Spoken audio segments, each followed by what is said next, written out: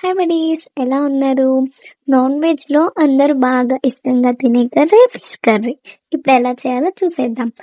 బాగా నీట్ గా క్లీన్ చేసుకున్న తర్వాత ఉప్పు, ఆనియన్స్, చిల్లీస్, కారం, పసుపు ఇవన్నీ వేసేసి ఆయిల్ కూడా వేసి బాగా కలిపేయాలన్నమాట, ముక్కలకి పట్టేంత వరకు. అండ్ దెన్ ఇలా చింతపండు పులుసు పోసుకోవాలి. కేజీ చేపలకి 100 గ్రాములు చింతపండు తీసుకోవాలి. అలానే కేజీ చేపలకి 50 గ్రాముల చింతపండు తీసుకోవాలి అన్నమాట. ఇలా సెలవులకి ఇంటికి వచ్చేసాం కదా, ఇంకా ఇంట్లో మనం ఏది అడిగితే అదే చేస్తారు. హాస్టల్ నుంచి వచ్చామంటే తెలిసిన విషయమే కదా, ప్రతిరోజు మా ఇంట్లో మన స్పెషల్సే ఉంటాయి. ఇక మనం ఏం తింటామో అదే కుక్ చేస్తారు. అలానే కర్రీ కట్టెల పొయ్యి మీద కుక్ చేస్తే చాలా బాగుంటుంది. మీరు కూడా ఒకసారి ట్రై చేయండి ఫ్రెండ్స్. అండ్ అలానే ఒకరోజు కుక్ చేసిన తర్వాత నెక్స్ట్ డే తింటే ఇంకా బాగుంటుంది.